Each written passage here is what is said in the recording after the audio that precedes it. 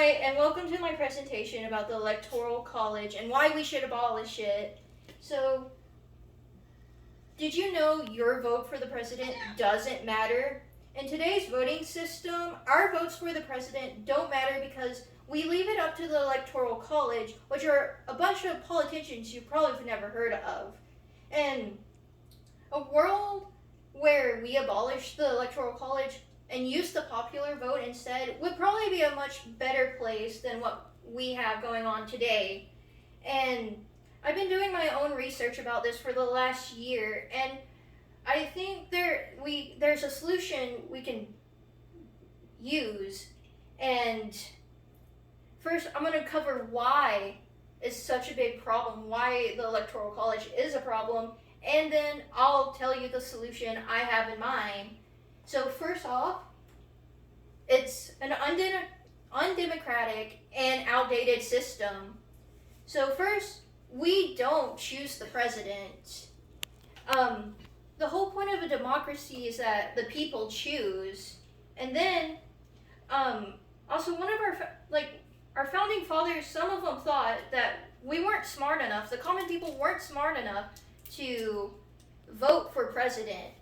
In fact, a quote found on the Constitutional Rights Foundation by one of our founding fathers, he says, "It would be as unnatural to refer the choice of a proper character for chief magistrate to the people as it would be to refer a trial of colors to a blind man."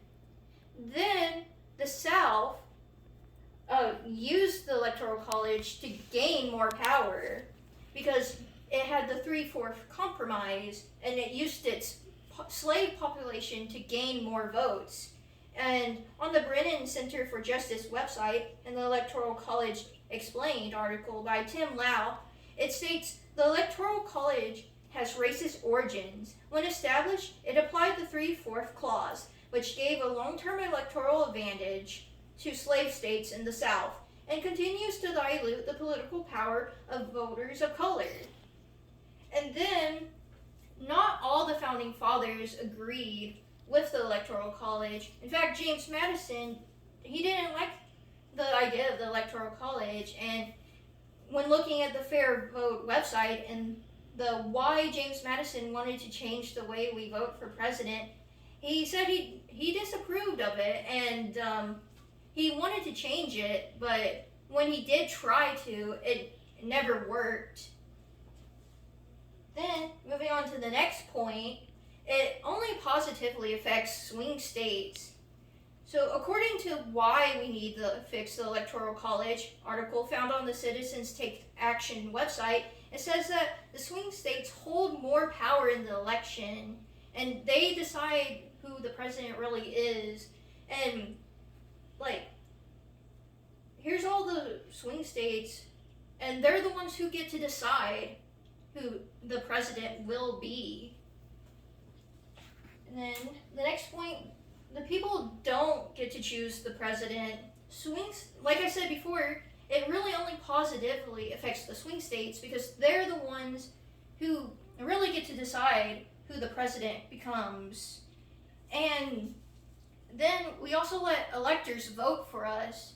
And on the Electoral College Fast Facts article on the History, Art, and Archives website, it says we leave our votes to the electors, which are these people down here. And you'll notice that most of these people are white, which means that a lot of the voices of people of color in America get, drowned out. And then there's a solution to this. So, the solution is that we make a new amendment. And based on the American Bar Association found in the article ABA Legal Fact Check, Can the Electoral College Be Abolished? It states, the basis for the Electoral College is found in Article 2, Section 1 of the Constitution, which spells out how the president shall be chosen.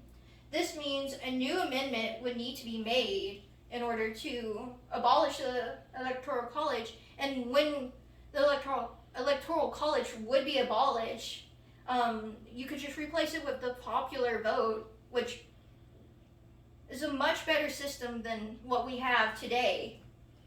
So in the end, the Electoral College is a outdated and undemocratic system where we don't get to choose the president, and it only positively affects the swing states. And there is a solution. We would just have to make a new amendment to replace it with the popular vote. So the next time you go to vote, think, does your vote really matter?